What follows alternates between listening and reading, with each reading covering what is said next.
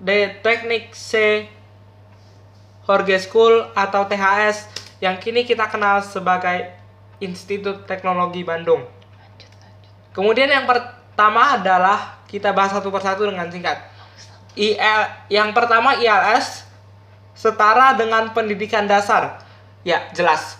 Pendidikan dasar. Dengan didirikan pertama kali pada tahun 1817 di Batavia. Tetapi yang aneh, tujuan ILS itu bukan untuk pertama-tama untuk mendidik anak sebagai religius, tetapi untuk mendidik anak sebagai warga negara yang baik. Padahal kita tahu religiusitas dan nasionalitas atau nasionalisme harus berjalan berseirangan.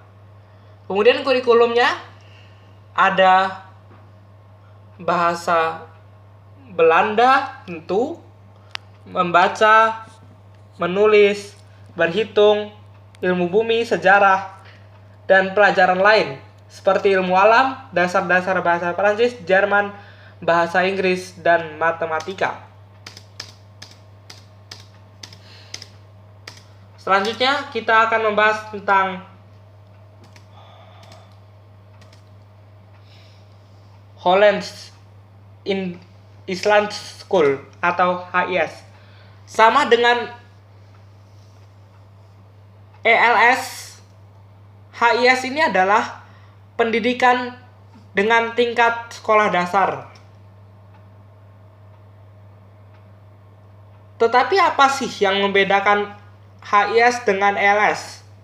Kalau tadi ELS diperuntukkan untuk para pegawai atau anak-anak para pegawai dan pejabat pemerintahan Belanda, HIS ini diperuntukkan untuk golongan masyarakat Bumi Putra sehingga sering disebut sebagai sekolah Belanda Bumi Putra atau sekolah Bumi Putra Belanda. Tentu menggunakan bahasa Belanda sebagai bahasa pengantar.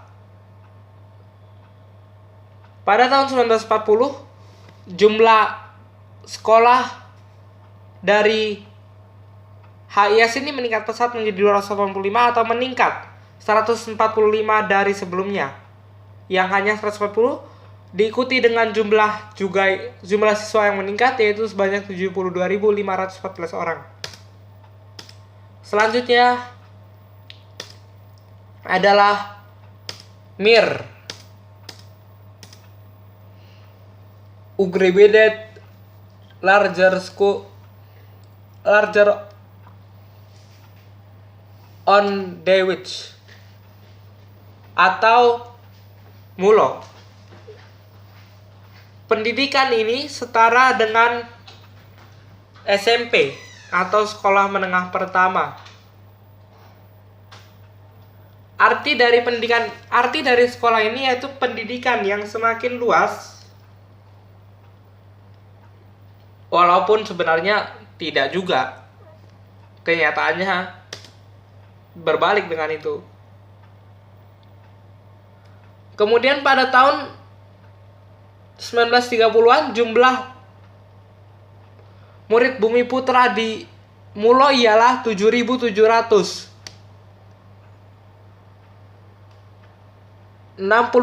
siswa. Tetapi anehnya yang di sini yang bisa membaca hanya 6,44%. Kemudian sebanyak 46 buah sekolah MULO tergabung dalam sekolah taman siswa.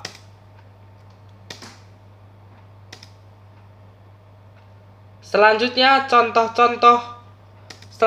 contoh yang berikutnya yaitu Argemere Middle School atau AMS yang setara dengan pendidikan sekolah menengah atas. Tentu juga menggunakan bahasa Belanda sebagai bahasa pengantar, tentu. Sudah barang tentu. Didirikan pada tahun 1916, kemudian diikuti oleh pendirian AMSB dan AMSI. Apa itu bedanya AMSB dan AMSI? Mari kita simak bersama-sama.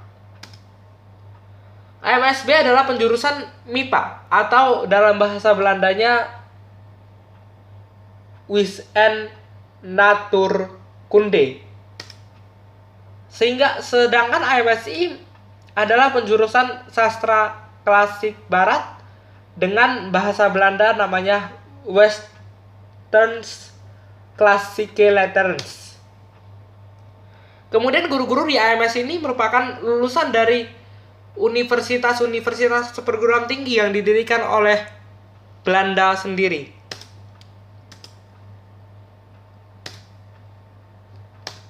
Kemudian berikutnya kita akan membahas tentang Hogeschool Burger School.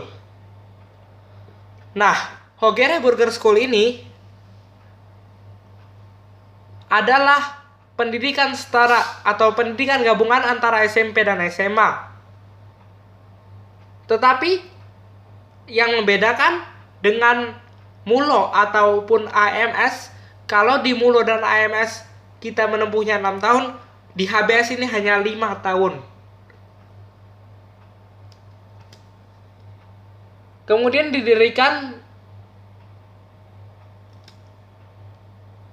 memiliki kurikulum. Ada 3 bagian kurikulum, yaitu yang didapat dari kelas 1, yang didapat dari kelas 3, dan yang didapat dari kelas 4. Kemudian, untuk itu kurikulumnya saya bacakan.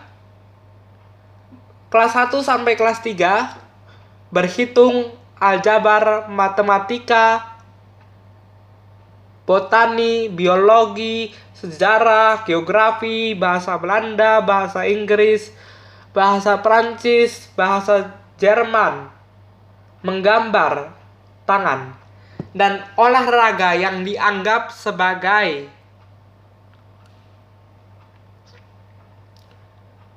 pelajaran wajib namun dianggap sebagai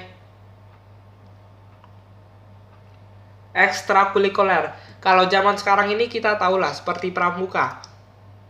Kemudian dari kelas 3 itu ada tambahan fisika, kimia, undang-undang negara, tata buku, ekonomi, dan menggambar garis. Kemudian di kelas 4 ada kosmografi dan mekanika. Selanjutnya, kita masuk ke contoh perguruan tinggi. Yang pertama, School for Opleiding van Islande Arsten atau Stovia. Nah, pada awalnya Stovia ini bukan bernama Stovia. Ia baru bernama Stovia ketika tahun 1903. Dan secara bertahap, pemerintah Belanda memindahkannya ke daerah Salemba, Jakarta Selatan. Jadi pada awalnya Stovia ini belum berada di yang sekarang menjadi Fakultas Kedokteran UI di Salemba ya. Kemudian seperti yang saya katakan sebelumnya, Stovia inilah yang menjadi awal dari tumbuhnya kesadaran untuk membuat bangsa yang merdeka, yaitu dengan pendirian organisasi Budi Utomo pada tahun 1908, tepatnya tanggal 20 Mei. Kemudian pada akhirnya alumni dari Stovia itu adalah pendiri-pendiri Budi Utomo itu sendiri, seperti Dr. Wahidin Sudirohusodo, Dr. Sutomo, Dr. Akagani, Dr. Abdul Muiz, dan lain-lain. Yang kedua, Netherlands Islande Arsten School atau yang kita kenal sebagai Fakultas Kedokteran Surabaya sekarang, Universitas Airlangga. Kemudian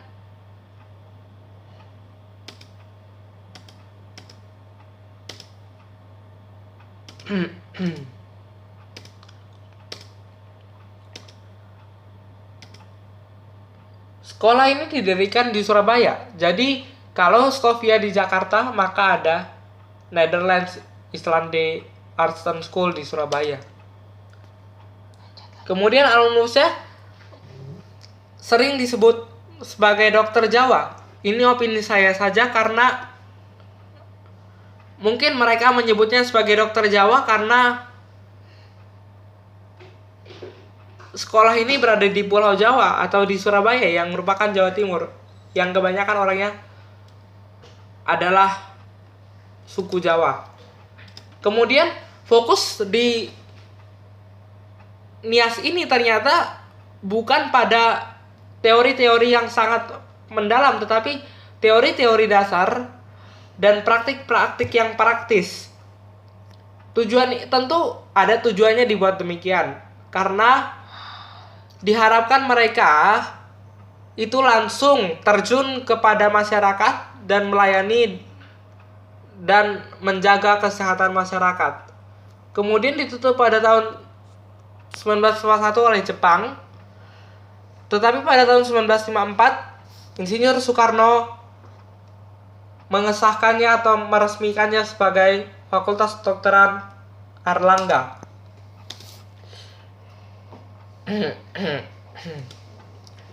Yang berikut kita punya Rhodes atau Rex Hoge School. Nah, sekolah ini didirikan pertama kali dengan nama Place Gates School de Islande Rex Sweden pada tahun 1909. Kemudian namanya berubah menjadi Rex School hingga ditutup pada tahun 1929. Pada 28 Oktober 1924 resmi didirikan RHS ini resmi didirikan di Batavia dengan tujuan untuk memenuhi tenaga-tenaga pengadilan dan keperluan hukum atau badan hukum pemerintah kolonial Belanda. Kemudian, walaupun dalam waktu singkat, Rex School berhasil menghasilkan alumni-alumni yang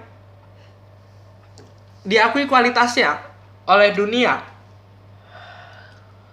Seperti Mr. Kusumatmaja, kita tahu semua beliau adalah ketua MA pertama, dan juga Dr. Supomo yang ikut menyampaikan pandangannya terkait